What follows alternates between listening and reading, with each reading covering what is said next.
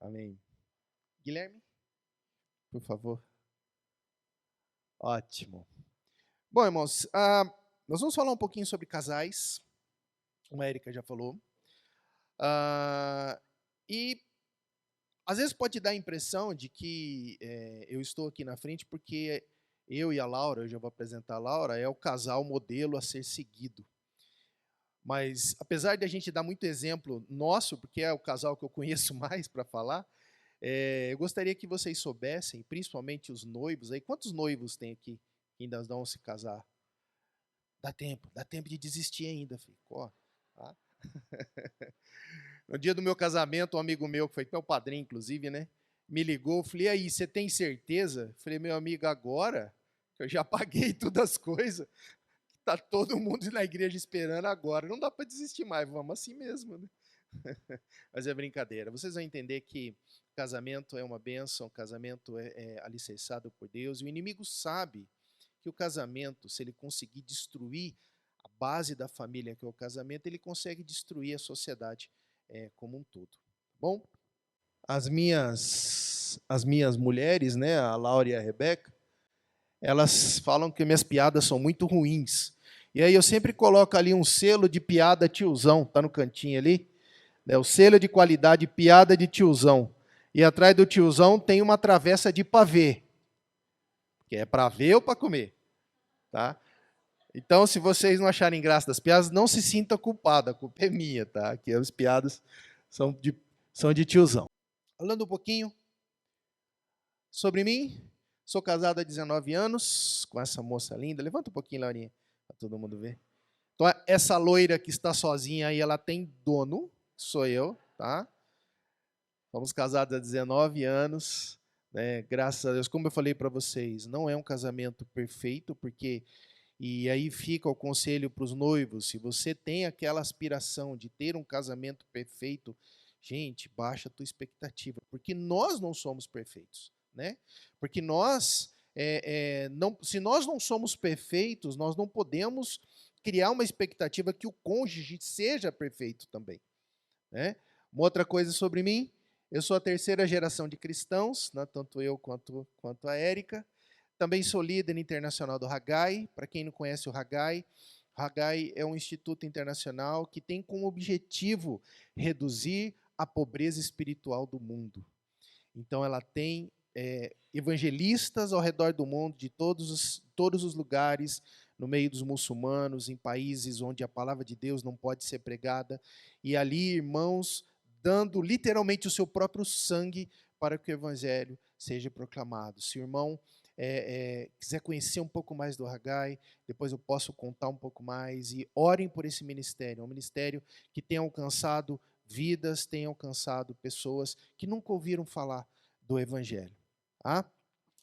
Uma outra coisa, eu sou da Igreja Batista Nova Campinas, como a Érica falou, e lá na nossa igreja, os irmãos sabem que a Igreja Batista ela tem uma estrutura mais autônoma, mas nós temos uma estrutura equivalente a um presbitério, e eu faço parte desse presbitério da nossa igreja. E a gente trabalha ali tanto com os casais, mas também com os nossos adolescentes, dos menorzinhos até os maiores. A Laurinha é líder do Ministério Infantil, né, trabalha com o Ministério Infantil lá na nossa igreja, então a gente cuida das crianças desde quando, né, eles estão ali saindo do berçário, até quando a gente vai dar o aconselhamento para casar, né, daqueles últimos aconselhamentos ali para o casal que está começando a se formar.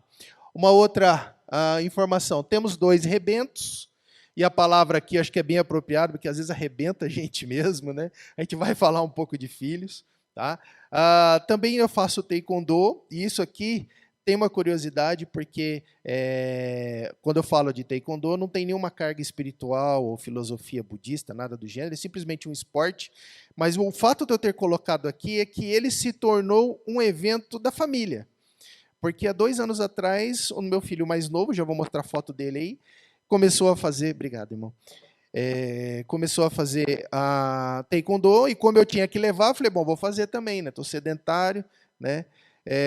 E aí a minha filha também se animou, e uns meses depois a minha esposa também começou a fazer taekwondo com a gente. Então, taekwondo passou a ser um evento familiar. E eu coloquei ali mais com também um incentivo para que vocês procurem eventos que vocês possam fazer juntos. Não só o casal, o cônjuge, mas também com relação aos filhos. Tá? E uma última informação é que eu sou cientista da computação. Né? A minha cara de nerd e o óculos não é só cenográfico, eu realmente sou nerd. Tá?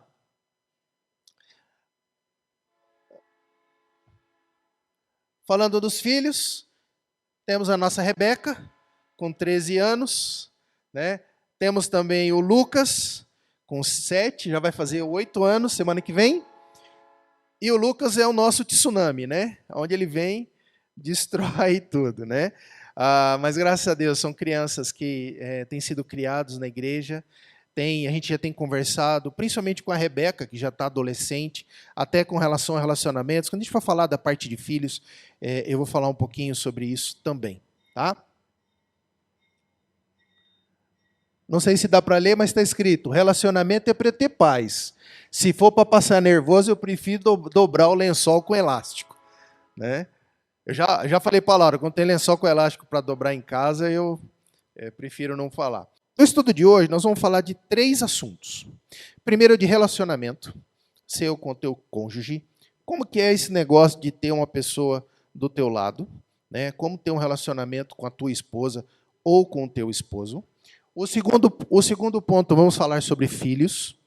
Né? Como que entra os filhos no meio dessa bagunça, né? Dessa mudança toda, onde está ali você com uma nova pessoa. A gente estava aconselhando um casal 2, 3 semanas atrás, né, amor? E eu falei assim, que a minha primeira noite, ou primeiras noites de casado, eu acordei no meio da noite e vi uma pessoa deitada do meu lado. Eu tomei um susto, parecia aquele gato grudado na parede, assim. Fiz, tem uma pessoa na minha cama. Aí eu falei, é a Laura, tô casado agora. Então, assim, como é que os filhos, né, entram nessa confusão toda? E o terceiro ponto, eu vou falar sobre finanças. Mas eu não vou falar muito de dinheiro especificamente, mas eu coloquei finanças ali no sentido de colocar como que é o planejamento familiar, ou como que deveria ser o planejamento familiar, como que a família deveria construir a vida juntos. Né? Então, entendo finanças, é muito mais do que eu ter dinheiro no banco, mas é muito mais como que você convive junto, como que você planeja, como que você cria os seus próprios sonhos. Tá? Falando um pouquinho de relacionamentos, quem vai casar aí, dica importante, tá? Eu, no meu casamento, vendo o meu noivo, não chorou de felicidade de me ver. Né? A noiva com a cara de brava. Né? Dica para o noivo: dá uma beliscada na perna, você fala, ai, que ela tá linda. Né? Dá aquela disfarçada, tá? Uma frase que eu queria que ficasse no coração de vocês, e como dizia o meu avô, não está escrito na Bíblia, mas bem que podia estar. Né? Amor não é um sentimento. Amor é uma decisão. Não existe aquela história, acabou o amor. O nosso casamento acabou porque acabou o amor. Vamos lembrar do casamento lá. Lá no casamento você fez um voto, não foi? Na alegria, na doença, na saúde, na pobreza, não foi isso? É bonito, não é? É poético. Né? O casal está ali, todo, né, apaixonado. Ai, que lindo. Ele falou que até que a morte nos separe. Que bonito isso. Gente, mas pararam para pensar no tamanho do compromisso que você assumiu ali? E eu não estou falando de um compromisso com o cônjuge só. Não estou falando de um compromisso com as pessoas que estavam ali presentes, os padrinhos, os amigos e tudo mais. Eu estou falando de um compromisso que você fez diante de Deus. E isso é sério. Você estava ali na frente de Deus dizendo, olha, não importa, pode ser na alegria, pode ser na tristeza, pode ser na riqueza, pode ser na pobreza, não importa se ela ronca, se ela põe o pé gelado nas minhas costas, eu continuo amando ela até que a morte o separe. Eu ouvi um amém aí? Amém, irmãos. Entenda que é uma decisão que você tomou ali. Entenda, irmãos? Não é um sentimento. Talvez a paixão seja um sentimento. O casal está ali apaixonado, e depois vai acabando essa paixão. Mas o amor é uma decisão que você tomou. Né? E não vale orar para Deus, pedir para levar teu cônjuge na sua, leva ele, vai. Não vale isso. Gente, foi um compromisso feito com Deus. E ali, dando certo, não dando certo, não, enfim, é um compromisso que você fez diante de Deus. É lógico, irmãos, que existem casos extremos, que aí tem que ser analisado caso a caso, tem que ser tomadas as devidas decisões. Agora, o que eu quero que vocês tenham na cabeça é que o amor é uma coisa que depende de você e não da outra pessoa. Eu não amo a Laura porque ela me ama. Eu amo a Laura porque eu amo o meu Deus, que eu fiz um compromisso com ele, que eu ia amar ela até a morte. Aliás, eu já avisei para ela, quando chegar na porta do céu, eu vou falar, fia, nossa acordo acaba aqui. Eu vou entrar no céu solteiro. Tá? Acabou, fia. Eu tinha prometido até aqui. Entende, irmãos? É muito sério. E as pessoas trocam esse compromisso que foi feito diante de Deus por bobeira, por uma raiva, por uma decisão passageira, por um modismo. Toda vez que você chegar na tua cabeça que o inimigo ficar buzinando lá, dizendo, larga dela, larga dele, você merece coisa melhor. Repita o voto que você fez lá no dia do casamento. Coloca na parede do teu quarto para você olhar todo dia. Fala, não, eu fiz esse compromisso com Deus. E Deus vai me dar condições para que eu continue nessa caminhada. Bom, uma vez perguntaram para um casal qual era o segredo de estar há mais de 50 anos casados.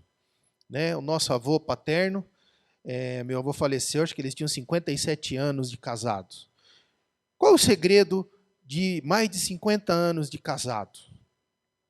Aí a missionária disse o seguinte, falou, sabe qual é o segredo? Porque eu sou da época em que quando quebrava alguma coisa, a gente consertava. Quando quebrava a nossa TV, a gente levava para consertar. Quando quebrava o liquidificador, a gente levava para consertar. A gente não trocava. Ele está concordando comigo. Ele concordava. Tá bom, já entendi que você passou. Já entendi.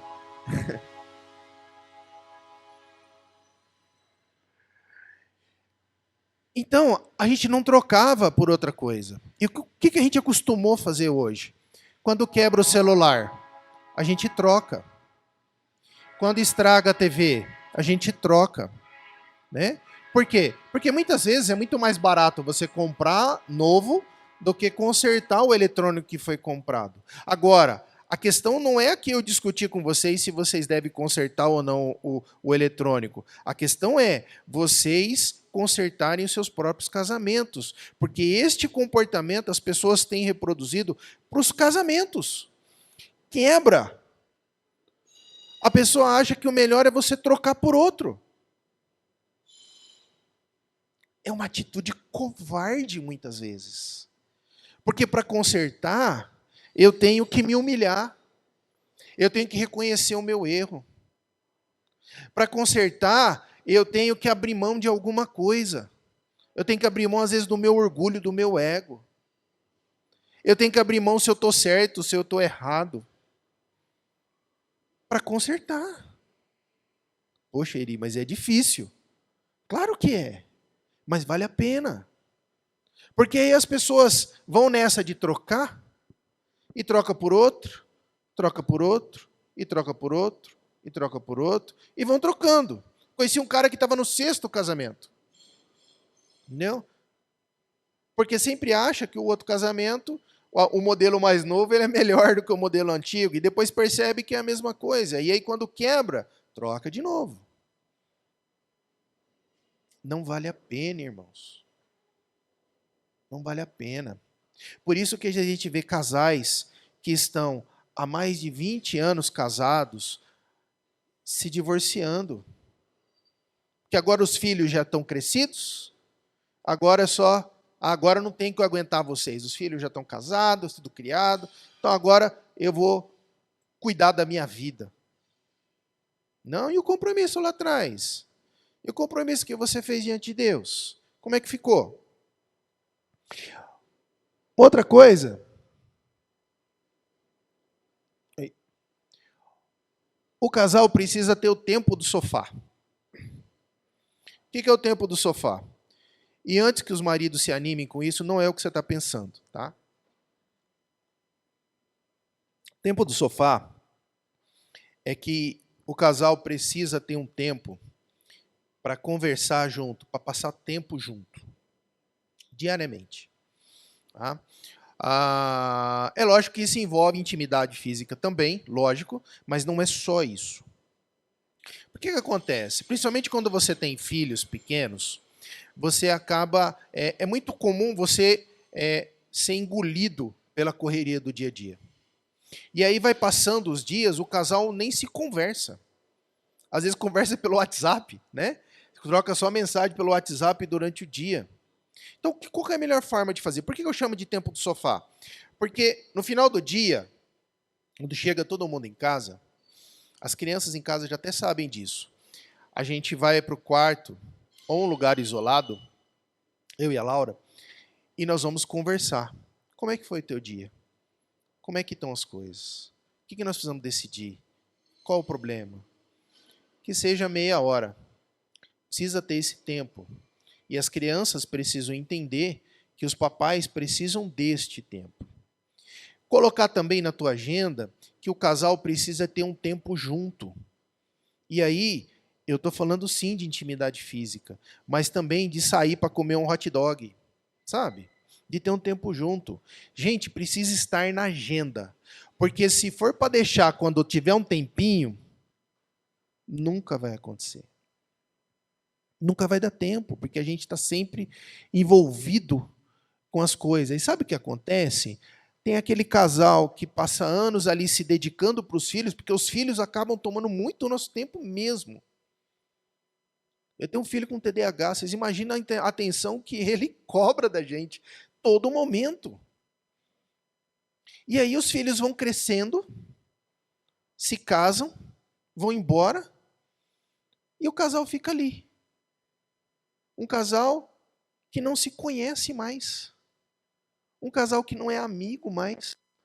Um casal que estava ali porque tinha os filhos para criar. Sabe aquela amizade que você tinha lá no namoro, no início de casamento? Não existe mais. Você passa a nem a conhecer mais o teu cônjuge direito.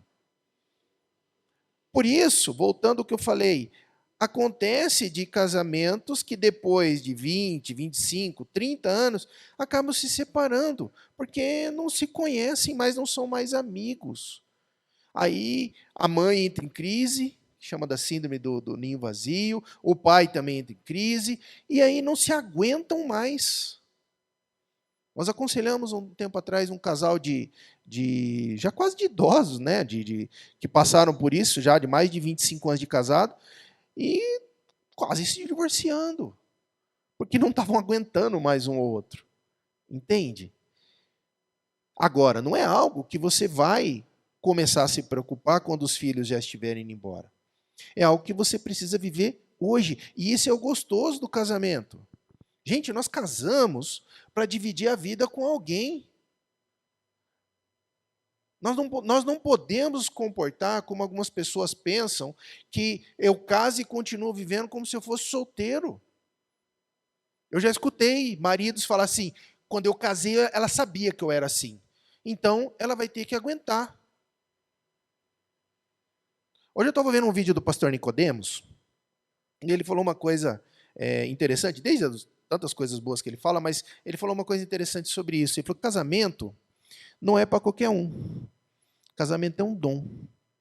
Porque o casamento, para você casar, você tem que estar disposto a abrir mão de alguma coisa. Para casar, você tem que estar disposto a dedicar a tua vida para outra pessoa. Para um casamento, você tem que abrir mão dos seus próprios sonhos egoístas e pensar num sonho coletivo.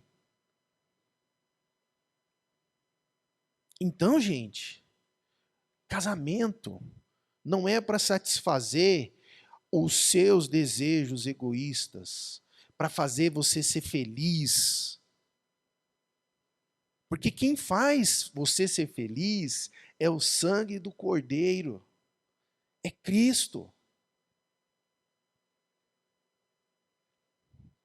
Uma outra coisa interessante. Vamos falar do homem banana. Hoje se fala muito que o homem tem que ser sentimental, daqui a pouco eu vou falar sobre ele, um pouquinho mais sobre ele, mas a gente tem encontrado homens que não têm assumido o seu papel de maridos. Homens que às vezes substituem o cuidado e toda a paparicação da mãe pela esposa, e acham que a esposa tem que fazer a mesma coisa para ele. Esquece que o homem, ele tem que ser o sacerdote do seu lar. Ele tem que assumir que agora ele tem uma família, que agora ele tem que se dedicar para outra pessoa. Por outro lado, a esposa também, ela precisa ser ajudadora. Ela precisa fechar com ele. Ela não pode ser a competidora dele. Ela não pode ser aquela que trata ele como se fosse o empregado da casa. O casamento, ele foi feito para que você pudesse ter uma vida juntos. Esse texto é bem conhecido dos irmãos, mas eu queria destacar alguns pontos dele que chamam a nossa atenção, e talvez você não tenha parado para pensar a profundidade com que Paulo escreve aqui na carta aos Efésios. Ele começa lá: mulheres, sujeitem-se aos seus maridos, aqui é a versão NVI, ou sejam submissas aos maridos. Como o Senhor, que o marido é o cabeça da mulher, como também Cristo é a cabeça da igreja. Assim a igreja está sujeita a Cristo, também as mulheres estejam sujeitas aos seus próprios maridos. Uma coisa que a gente tem que entender, quando a gente analisa a palavra de Deus, é o contexto cultural em que ela foi escrita. Naquele contexto cultural, as mulheres elas não tinham o valor, talvez, que têm hoje. As mulheres não eram nem contadas, né, com relação à Bíblia.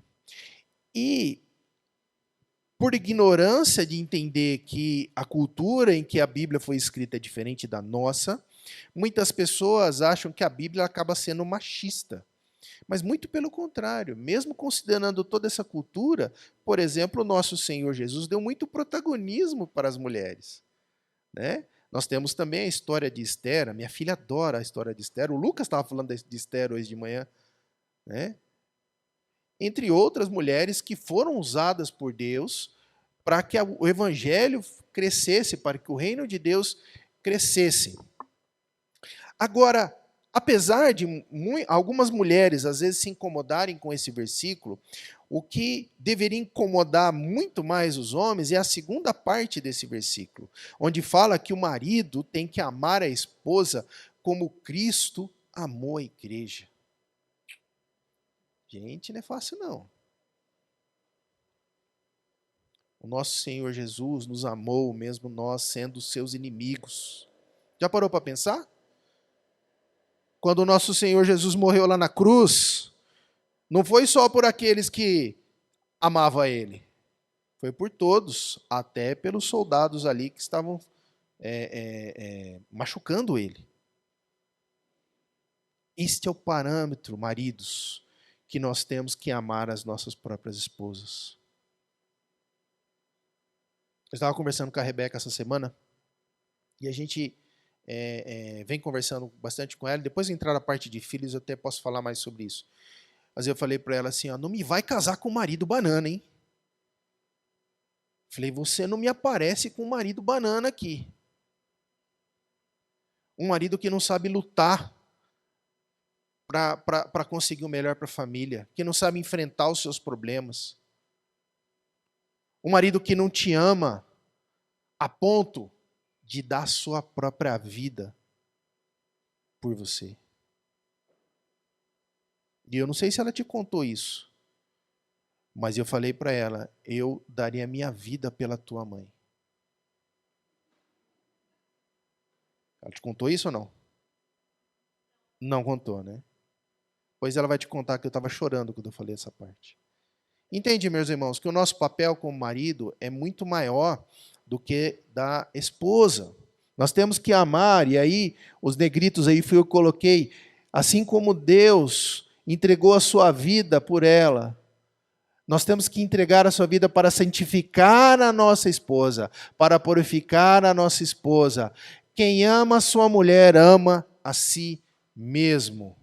E se você continuar esse texto, você vai encontrar o texto que o irmão evangelista leu agora há pouco. De que deixará o homem pai e mãe, unirá a sua mulher e serão ambos uma só carne. Se você ir no original do grego, serão uma só carne, é o mesmo significado de irmãos siameses. Sabe? Que compartilham os mesmos órgãos vitais.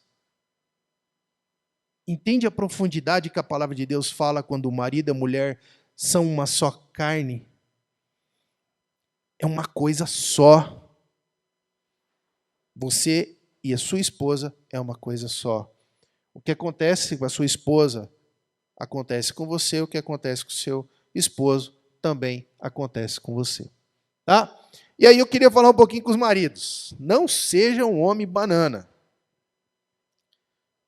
Sua esposa, defenda ela. Cara, quer arrumar briga comigo é mexer com a minha esposa. E está gravando, eu não posso falar muito, mas uma vez até meu sogro eu enfrentei. Que ele falou um negócio para ela, eu falei assim, eu não admito você falar assim com a minha esposa. Daí falei para ele, e você me deu ela de papel passado, então é minha. Talvez seja engraçado você ridicularizar a tua esposa em público. É engraçado, todo mundo ri, mas quem você está ridicularizando? Você está ridicularizando você mesmo. Porque você e sua esposa, vocês são uma só carne. Lembra o parâmetro que a gente viu ali em Efésios? Defendo a minha esposa, nem que eu tenha que dar a minha própria vida. O problema de hoje é que os meninos estão sendo criados para não não enfrentar os seus próprios problemas. Se criticam tanto que você não pode falar para o menino assim, não pode chorar que você é homem. Homem não chora. Não quer dizer que você está dizendo para ele que ele não pode ter sentimentos. E a Laura, a Érica, o Rodrigo sabe como eu sou chorão. Mas você está ensinando ele que mesmo diante dos problemas, você precisa enfrentar. Que nem que você engula teu choro agora, e depois que o problema estiver resolvido, você se desmanche a chorar. Que em casa a gente chama de ressaca, né? Você sabe enfrentar os seus problemas de frente.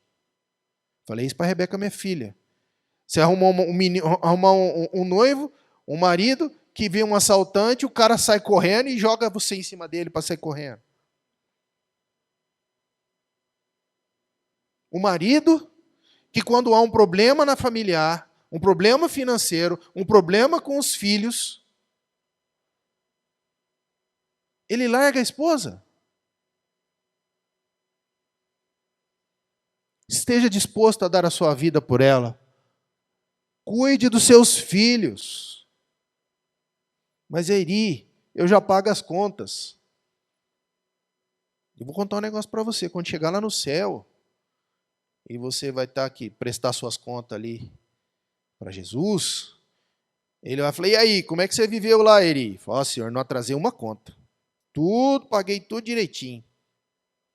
Vai fazer diferença nenhuma. Não estou falando que você tem que atrasar a conta, por favor. O que eu estou falando, meus irmãos, é que o marido, o papel do pai é muito mais do que dar a comida na mesa. Não que a esposa não tenha que fazer isso, não me entendam mal.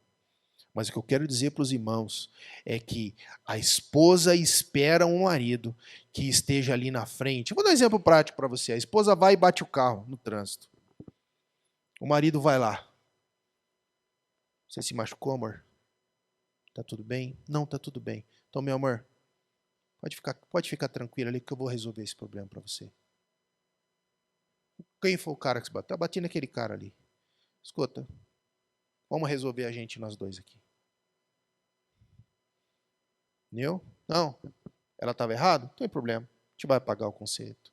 Meu amor, já chamei o guincho para buscar o carro para você. Entende o que eu quero dizer, meus irmãos? Foi esse compromisso que você assumiu lá no altar. Você não falou que era na alegria, na doença, na saúde. Meu irmão, não esqueça disso. Seja homem para honrar o teu compromisso. Por isso que algumas igrejas têm o costume, a Batista tem muito esse costume de renovação de votos. De tempos em tempos, reúne todos os casais da igreja e entra aquele bando de casal, né? E faz a renovação dos votos, para você lembrar disso. E quando os irmãos vão ficando bem mais velhinhos, precisa lembrar com mais frequência, né? Que vai esquecendo. Então, assim, irmãos, lembram disso. Quem não quer ser submissa de um homem desse? Ouviu um amém das irmãs aí? Lógico, irmãos. Agora, não pode ser apático. Não pode fazer cara de paisagem. A esposa está lá fazendo almoço, a esposa está lá, chegou do trabalho, correndo para fazer janta, brigando com as crianças para ir tomar banho, e você, não, trabalhei muito, estou muito cansado, eu vou deitar um pouco. Entende o que eu quero dizer? Ele concorda comigo. Assuma a sua posição de sacerdote do lar. Se a sua família está passando por um problema espiritual, a responsabilidade é tua, meu irmão. Você é o sacerdote do lar. Ah, Erivelto, quer dizer então que eu sou o único que tem que ensinar a Bíblia para os meus filhos? Não é isso que eu digo. Mas você precisa se preocupar com a vida espiritual da sua família. Você precisa proporcionar momentos, recursos, situações para que a sua família possa ter um relacionamento com Deus. E como que eu faço isso? Outro dia eu perguntei para a Laurinha, como é que está a tua vida devocional? Você tem feito seu devocional? Não foi? Outro dia? Eu preciso ensinar para ela como fazer devocional? É claro que não. Mas é minha responsabilidade cuidar dela na parte espiritual, cuidar dos filhos na parte espiritual, ensinar os nossos filhos como que é viver a vida debaixo da graça de Deus, uma vida cristã debaixo da graça de Deus. Os meninos, principalmente os meninos, têm perdido a referência masculina, porque os pais são ausentes. Pais que se ajoelharam lá no dia do casamento e falaram na alegria, na doença, na morte e tal, e pais que são comprometidos com Deus, mas não enxergaram o papel importante, crucial que ele tem na vida dos filhos. Não seja um covarde, já falei isso também. Seja homem. Seja homem.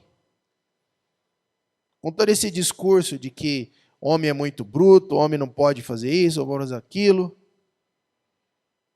Essa semana eu contei um negócio para a Rebeca, que o Lucas, quando tinha 1 ano e meio, começou a aprender a andar, tudo, quando ele caía,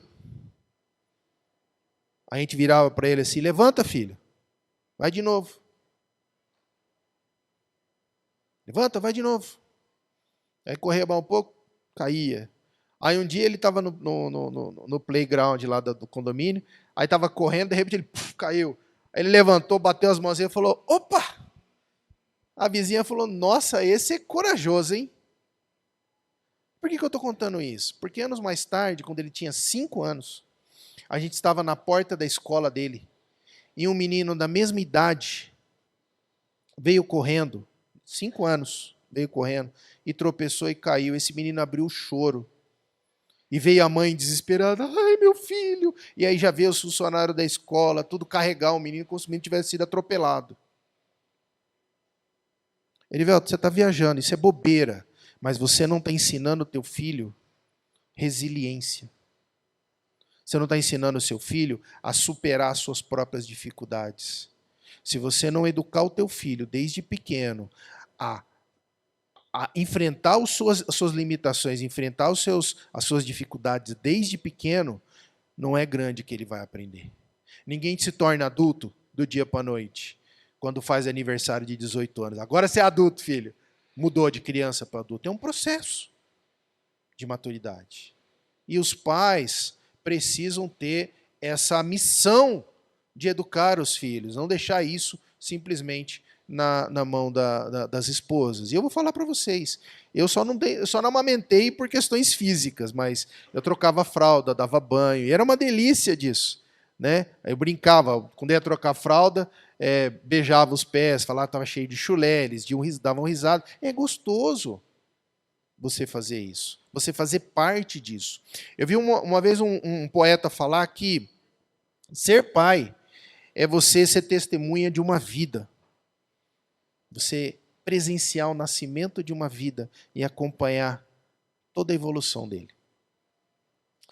Precisa ter visão, e visão da parte de Deus. O homem precisa saber aonde ele quer levar a sua família. Como que ele vai servir a Deus, como que a família vai crescer diante de Deus. Precisa ter visão. Para ter visão, meu irmão, precisa joelho no chão e orar, buscar a face de Deus e estudar a palavra de Deus. Um pouquinho das mulheres. Ser submissa não é ser escrava, minhas irmãs. Tem o texto lá de Provérbios 31, que eu tenho certeza que as irmãs sabem de cor. Mas talvez uma coisa que as irmãs não tenham percebido é que esse texto é um conselho de uma mãe para um rei.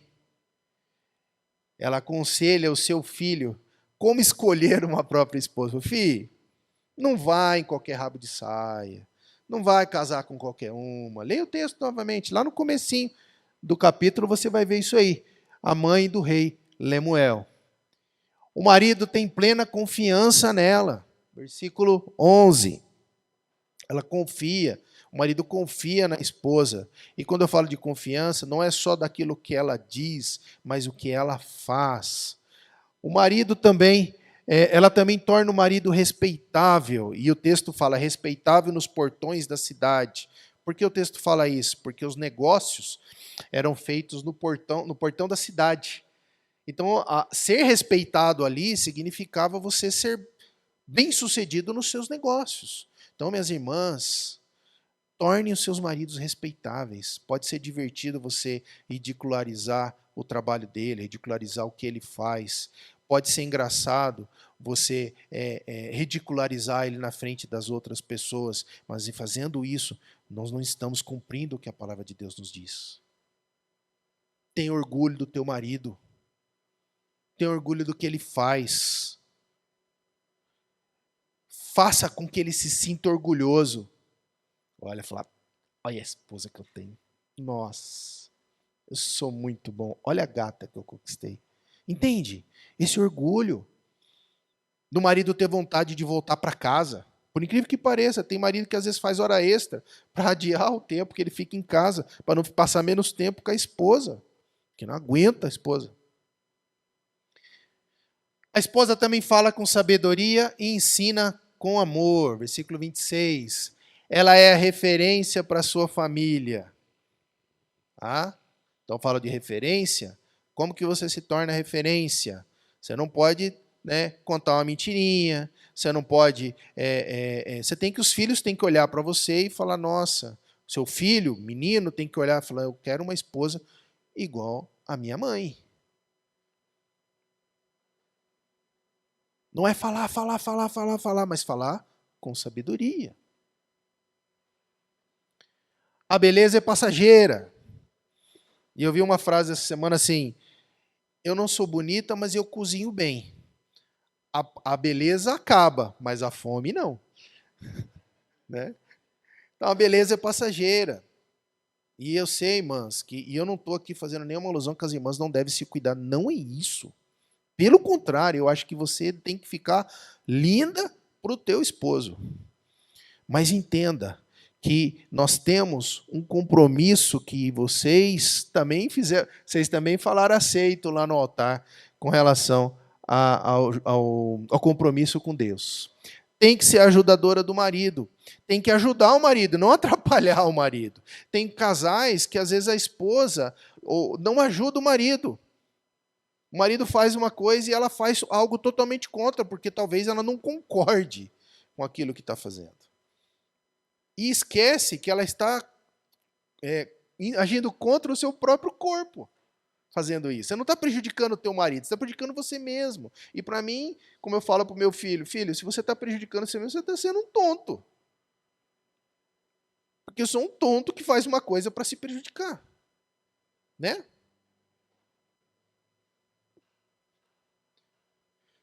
Eu aposto que ele está pensando em outras mulheres. Aí o marido pensando, meu cachorro entende várias palavras que eu falo, mas eu não entendo nenhum dos latidos dele.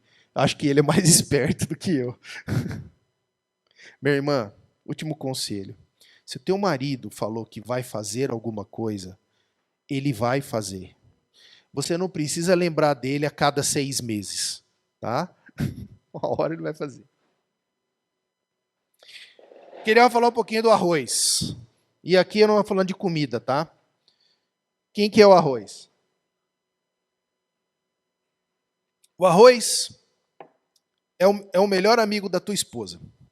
O arroz é a melhor amiga do teu esposo. O arroz é aquele que trabalha com a tua esposa, é aquele que está ali, cuidando da sua esposa. Quando ela briga com você, ela chega no trabalho chorando, é ele que dá conforto para ela. É ele que lembra de todas as datas importantes para ela. Olha, faz 2 meses que você pintou o cabelo, ele lembra. É ele que abre, né, elogia ela. Nossa, você está linda hoje. É um arroz. Ele não canta, desculpa a expressão, a tua esposa, mas ele fica ali, cozinhando, igual arroz. E sabe o que acontece, meus irmãos?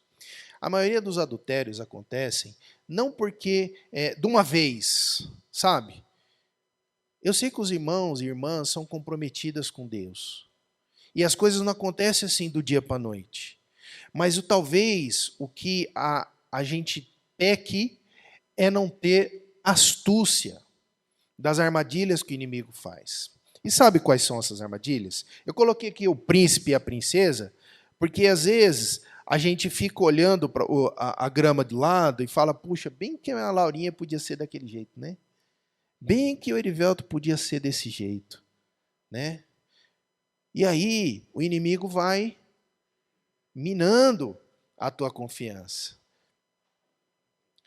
Ele pega momentos que você está mais carente, momentos que você está mais fraco, entendeu? Momentos que você está precisando de um abraço. E aí, tá lá no casamento, no trabalho, né? A moça vem, põe a mão no teu ombro. De repente, um dia que você está tão chateado, você chega cabisbaixo, fala, nossa, você está tão triste. Ah, nada não. Deixa eu te dar um abraço. Dá um abraço. E aí, inconscientemente, você gosta daquele abraço porque você está vulnerável. E você vai dando liberdade. E você vai dando espaço. Vai dando lugar para o inimigo. E aí, a intimidade vai crescendo até o ponto em que cria uma situação que você não resiste. E você cai em pecado. Não é porque você não era comprometido com Deus. Não era porque você não amava a tua esposa. Mas é porque você não teve a astúcia de enxergar a armadilha que o inimigo veio colocar na tua vida. Então nós temos que ficar espertos, irmãos, tá? De ter intimidade com as outras pessoas. E quando eu falo de intimidade, eu sei que brasileiro gosta muito de abraçar, sabe? Mas tenha bom senso. Não compartilhe coisas do seu casamento com outras pessoas, principalmente de outro gênero. O que acontece entre você e seu cônjuge é de vocês. É íntimo do casal. A gente tem um compromisso, eu e a Laurinha, de que a gente não conta nada do nosso casamento sem a aprovação do outro. Então, assim, eu posso até falar com o meu pastor de um problema no meu casamento, mas primeiro eu tenho que pedir permissão para ela. É justo. É a vida de vocês. De você poder entender que o inimigo aproveita essas coisas. Temos que ser astutos, identificar situações que proporcionam adultério. Às vezes o rapaz vai almoçar com uma colega de trabalho, vai sozinho, anda no carro sozinho, e vai criando essa intimidade, essa amizade, que você pode até inocentemente tratar como amizade, mas o inimigo vai explorar essa situação e, eventualmente, você pode pecar. Tudo bem? A mulher falando para o marido: se eu soubesse que você era tão pobre, eu nem teria me casado com você. Aí o marido: mas não foi por falta de aviso. Eu sempre te disse, você é tudo que eu tenho.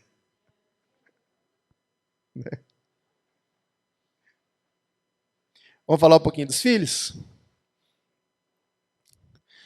Os pais são os primeiros contatos dos filhos. Eu acho que parece óbvio isso que eu estou falando, mas eu queria que você entendesse a gravidade disso. Pais, homens, você é a primeira referência masculina da tua filha. Quando ela for procurar um marido, ela vai ter como referência mais forte para ela você. Se você é um pai que trata ela muito mal, que é grosso com ela, é essa referência de homem que ela vai ter, que ela vai usar para escolher o marido dela.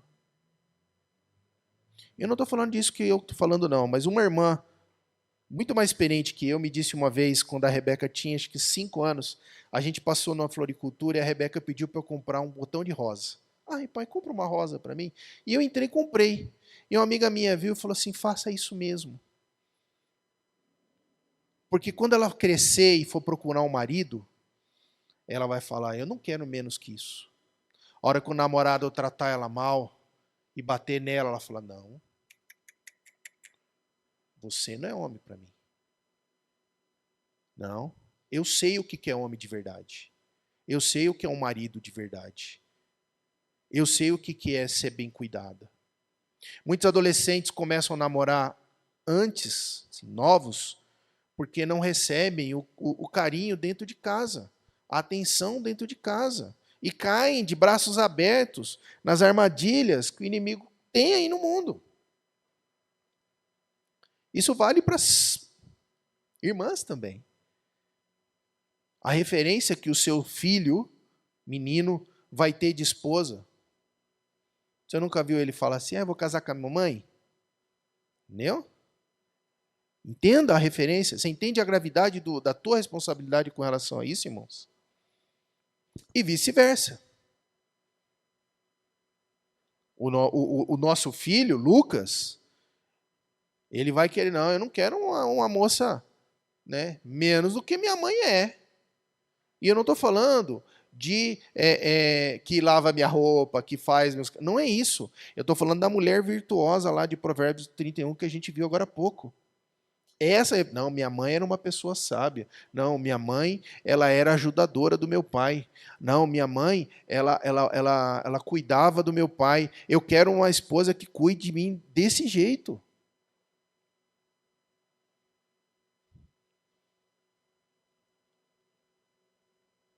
Ixi, Guilherme. Acho que eu fiz uma coisa errada aqui, não fiz não? Você é uma figura masculina para sua filha, uma figura feminina para o filho. Pais perfeccionistas, filhos inseguros.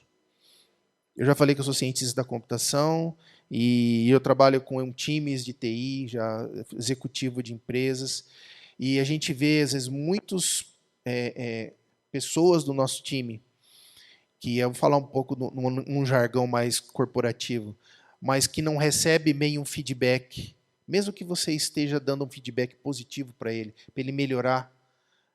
Mas ele sofreu tanto na infância com um pai tão repressor, com um pai que criticava tudo que ele fazia, que quando você começa a falar, ele já começa na defensiva e começa a rebater tudo aquilo que você está passando para ele. Pensa que a A vida adulta do seu filho, ela está sendo construída desde o nascimento dele. Aquilo que eu falei, ninguém se torna adulto do dia para a noite. Você vai amadurecendo. E qual é a referência de relacionamento de pessoas que seus filhos têm? São vocês. São os pais, são os irmãos. Por isso que a Érica é essa pessoa maravilhosa, porque ela teve um irmão que nem eu. Entendem? Entendem a importância de um irmão maravilhoso que nem eu para a vida dela? Mas entendem, irmãos, eu estou brincando, mas eu queria que os irmãos pensassem um pouquinho na responsabilidade que a gente tem com relação a tudo isso, tá? Demonstrar suas fraquezas, falar para o teu filho que nem tudo é perfeito. Às vezes a gente fica preocupado de não contar para os filhos os nossos problemas. Eu não estou falando para você usar seu filho como um psicólogo, não é isso. Mas contar para ele que as coisas às vezes que é normal. Vou dar um exemplo prático para vocês. Outro dia eu fui acordar o Lucas na cama de manhã, nesses dias que está frio, né? Eu não quero ir para a escola hoje. Eu não quero. Não, pai, hoje não. Hoje eu não quero. Aí eu falei, eu sei, filho. Tem dia que a gente não está afim mesmo de ir. Eu falei, o papai também não quer ir trabalhar. Mas é importante. Então o que o papai faz? Mesmo o papai não querendo ir, o papai vai. Porque o papai sabe que se o papai não for, vai ser ruim. Então, mesmo você não querendo ir para a escola, também é importante que você vá. A questão não é você vender que você é perfeito para o seu filho, mas você mostrar para o teu filho que como humano você também tem fraquezas e o mais importante disso, como você, como servo de Deus, enfrenta os seus problemas. Isso é o mais importante. Os nossos filhos não são um robozinho que você vai programando, faz isso, isso pode, isso não pode, isso pode, isso não pode, isso pode. Não é assim. Nós temos que mostrar para os nossos filhos como enfrentar as situações até que a gente não passou. Né? Minha filha de 13 anos tem internet, no celular com internet. Eu não tinha. Para mim, celular com 13 anos era coisa de ficção científica, de Star Trek. Entende? Como que a gente prepara os nossos filhos para o futuro? Mostrando para eles como é uma vida cristã. E uma vida cristã, ela é alicerçada também pelos problemas. E como que a gente enfrenta esses problemas. Lembre-se, você é a primeira referência dos seus filhos. É em vocês que eles se baseiam para poder crescer adultos saudáveis. Filhos que começam a namorar cedo, eu já falei. Ensinar eles a enfrentar situações difíceis. Deixá-los crescer sem superproteção. Vocês não acreditam, mas tem mãe que ainda amarra o tênis do filho. O filho já tem quase 10 anos e ainda amarra o tênis do filho.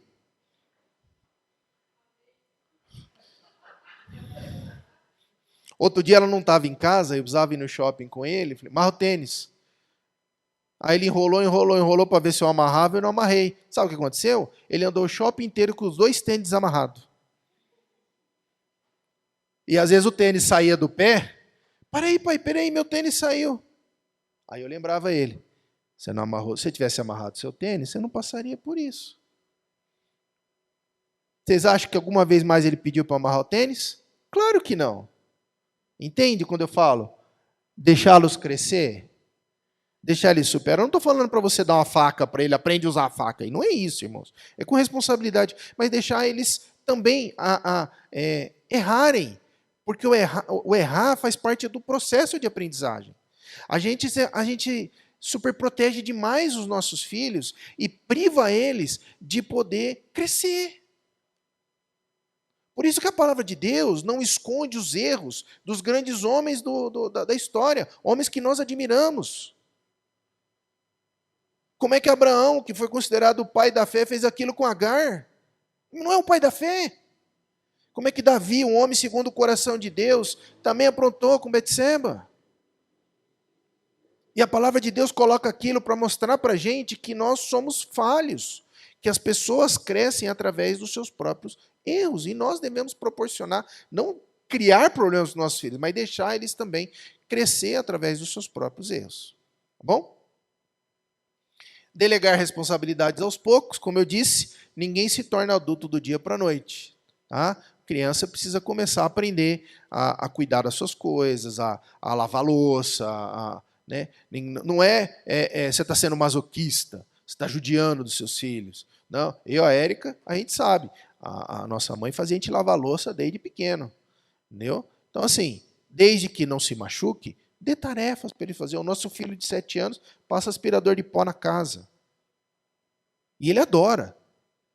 Eu odeio, porque ele demora pra caramba, faz aquele barulhão, tudo, né? Mas ele adora fazer. Entende o que eu quero dizer? E fé. E quanto mais eles vão crescendo, mais fé você precisa ter. Porque eles vão se tornando independentes, vão criando as suas próprias. A minha filha mesmo está na programação de jovens lá na nossa igreja. Está lá, né? Lá sozinha. Né? Você precisa ter fé, você precisa acreditar que Deus está cuidando. Né? E daqui a pouco se casam, daqui a pouco vão embora. Falei para ela outro dia, falei, filha, daqui a pouco você cresceu, eu não tenho mais responsabilidade de você. O papai vai poder, no máximo, te aconselhar se você me pedir conselho, mas a vida é tua. Mas enquanto comer do meu feijão, é do jeito que eu estou te falando. Entendem? E temos que ser um exemplo de vida cristã. E como eu falei para vocês, exemplo de vida cristã é muito mais do que ser o santo dos santos, sabe? O crente perfeito. Não é isso. Vida cristã, a gente sabe, meus irmãos, que também tem as suas dificuldades. E os seus filhos precisam enxergar essas dificuldades. Quem tem filho pequeno já passou por isso, né? Você colocando o filho para dormir, parece que está colocando uma bomba prestes a explodir. Essa é boa também. Mamãe, eu estava esperando você, estou com muita fome. Ah, mãe, por acaso eu levei a cozinha comigo? Né? Vamos falar de finanças rapidinho? Por incrível que pareça, eu conheço casais que eles competem entre si. E isso é muito comum em casais que têm a mesma profissão. Eu conheci um casal, que aliás nem está casado mais, que eles competiam entre si profissionalmente. A minha conta é a sua conta. Sabe? Não se pode viver mais como solteiro, como eu já falei. As decisões precisam ser tomadas em conjunto. A finança precisa ser transparente. Precisa sentar o pai e a mãe ali e falar assim, o que nós vamos fazer? E muitas vezes envolver os filhos. Eu perdi o meu emprego há 3 semanas. A empresa estava muito mal financeiramente, demitiu uma boa parte dos funcionários e eu fui junto. O que nós fizemos com os nossos filhos? Nós sentamos com eles e dizemos, filho, aconteceu isso, mas Deus sempre sustentou a nossa casa. Nunca faltou pão na nossa mesa. Então, se Deus permitiu isso, Deus vai dar outra coisa para o papai. E enquanto Ele não der outro emprego, Ele vai dar o sustento. Só que agora eu preciso de vocês maneirar nas coisas, né? Ficar no cinema, gastar com Burger King, sei lá. Entende o que eu quero dizer, irmãos? É lógico que você não precisa abrir todos os seus problemas para os seus filhos e dar para eles preocupações que eles não precisam ter. Mas o que eu queria que vocês entendessem é que nós somos uma família e nós precisamos tomar as decisões juntas, principalmente o cônjuge. Não tem aquela, a minha mulher não sabe quanto eu ganho. Não existe os seus sonhos, os meus sonhos, existem os nossos sonhos. Quando você casou e falou aquela poesia bonita lá no altar, você se comprometeu com isso, a viver uma vida junto. São os nossos sonhos, são os nossos filhos, são as nossas contas. É tudo nosso. Uma coisa importante de pedir permissão para o outro, uma dica que eu queria dar para vocês. A gente tem um compromisso, a Laurinha, que é o seguinte, eu já estou acabando, irmãos. Ninguém compra nada sem pedir para o outro. Por que isso é importante? Porque às vezes você está tão empolgado. Por exemplo, eu gosto muito de livro. Gosto muito de livro. A Amazon é minha melhor amiga, né? Eu gosto muito de livro. Toda vez que eu vou comprar um livro, eu peço para ela. Por quê? Porque às vezes você está tão empolgado para aquilo que você às vezes não enxerga que não é o momento de comprar aquele livro. E ela que não está na mesma empolgação, fala assim, amor, você comprou 5 livros mês passado, você não leu nenhum deles. Não tem nem lugar para guardar livro. Você não quer acabar esses livros primeiro, depois você comprar esse livro? Você precisa comprar esse livro hoje. Entendem? E às vezes você fala, poxa, é isso mesmo. E ela é tão boazinha que às vezes ela fala, compra, compra, compra. E eu tenho um livro lá que eu já comprei há mais de 6 meses e não li. Entende? Eu tenho um exemplo de livros, mas aplica para qualquer coisa, irmãos. O contrário também da esposa e pedir filho. Não é que sapato não entra na conta? Claro que entra. Entendem? Às vezes, irmãos, sapato não está na cota, né? Mas, irmãos, cabe também uma reflexão dos maridos de entender que a esposa, ela precisa de muito mais acessório do que a gente, né? Primeiro porque homem só enxerga 16 cores, né? A gente enxerga no máximo verde claro e verde escuro, né? As irmãs enxergam verde piscina, verde exército, verde bandeira, verde não sei o quê, né? Então, assim, já tem isso. Então, a gente, para combinar, é uma beleza. Outro dia eu cheguei com o Lucas na casa do amigo meu amigo olhou para ele e falou, filho, foi seu pai que te trocou, né? Aí ele falou, foi, tio. Eu falei, percebi. Então, assim, a gente não tem muita noção. Mas entendeu o que eu quero dizer com relação às finanças, irmãos? Precisa um ajudar com o outro, que às vezes está tão empolgado para aquela determinada coisa, e aí o cônjuge dá uma luz, sabe? E aí você chega à conclusão que de fato você nem precisava daquilo, você só está empolgado, você está envolvido com aquela situação. Tá bom? São nossas contas, são os nossos problemas. E aí a conclusão. Vale a pena consertar relacionamentos quebrados. Meus irmãos, eu já vi relacionamentos totalmente destruídos serem restabelecidos pela graça de Deus, porque o cônjuge, os dois tiveram a humildade de se ajoelhar diante de Deus e falar, Senhor, salva o nosso casamento. Às vezes vocês podem parecer a gente brincando aqui, a Laurinha, e falar, esse casal é perfeito, mas não é não, irmãos. E o inimigo aproveita situações de conflito, porque sempre tem, e bota na tua orelha assim, cara, você não merece ouvir isso. Procura outra coisa. Entendem? Mas veja, vale a pena restaurar relacionamentos quebrados. Amor é uma decisão feita na presença de Deus. Não foi algo passageiro. Seu cônjuge nunca será aquilo que você deseja. Sabe, a mulher perfeita ou o marido perfeito nunca será. E o inimigo vai querer mostrar para você que aquela outra pessoa é a pessoa perfeita para você. E eu vou te dar um spoiler. Você vai casar com ele ou com ela e vai descobrir que ela também não é perfeita. Tá bom? Cuidado com arroz. Então, assim, não crie situações em que você vai criar situações que você possa pecar. Seja astuto em identificar essas situações. Né? Mesmo na igreja, como eu falei, a gente gosta muito de se abraçar e tal, mas assim, eu sou muito amoroso, mas eu também não tenho o mesmo nível de intimidade com as irmãs, em termos de abraçar, não. Tem irmãs na igreja que eu só cumprimento. Tenho cabeça. Lembra que por isso que Jesus falou que se você olhar para uma mulher e tiver pensamento impuro, você já pecou? Porque Jesus queria ensinar para você que as coisas você tem que matar no ninho. Não depois que o monstrinho cresceu. Aí não aguenta mais. Tá bom? Somos referências para os nossos filhos. Pais perfeccionistas, filhos inseguros. Guarda isso na tua cabeça. Bom? Casal que ora junto, vence junto. Lembra do tempo do sofá?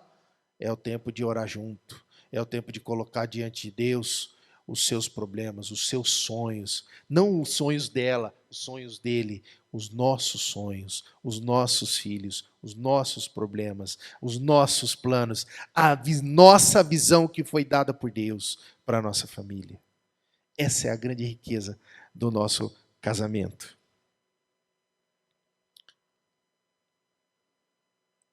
Passa mais um, Guilherme, por favor. Isso. Tem meu contato. Esse telefone também é o WhatsApp.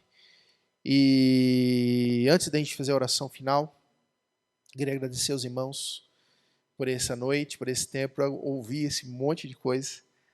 E dizer para os irmãos que o casamento, ele às vezes pode parecer algo impossível de acontecer, de se aguentar, vamos chamar assim. Porque você tem duas pessoas que têm, às vezes, os mesmos valores cristãos, mas têm experiências de vida diferentes, personalidades diferentes. Posso falar, amor? A Laurinha, ela é hiperativa. Eu falo que o nosso Senhor tem muito bom humor, né? De pegar uma menina que tem hiperatividade para casar com um rapaz que é totalmente metódico e quieto. Mas essa é a grande... o tempero do casamento. Ela me ajuda a crescer. E eu ajudo ela a crescer. Entende, irmãos? Você só cresce quando você sai da sua zona de conforto. Você só cresce mediante os conflitos. O problema não é você ter conflito no seu casamento. O problema é como que você lida com esses conflitos. E conflitos precisam ser lidados com muita humildade, com muita oração e com muita dedicação para a visão, para aquele compromisso que Deus fez com você ou que você fez com Deus lá no dia do seu casamento. Tá bom? Pastor, vamos orar?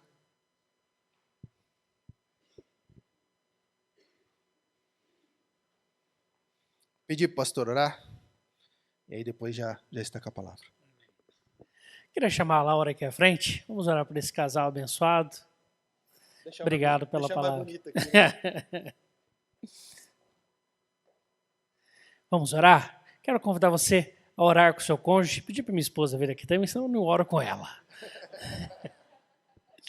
Orei com o seu cônjuge, peço que Deus a abençoe, o abençoe vocês, ou futuros cônjuges também, né? Nós temos hoje aí também, tá bom? Aspirantes. Vamos orar? Vamos ter esse tempo? Depois a gente faz uma última oração.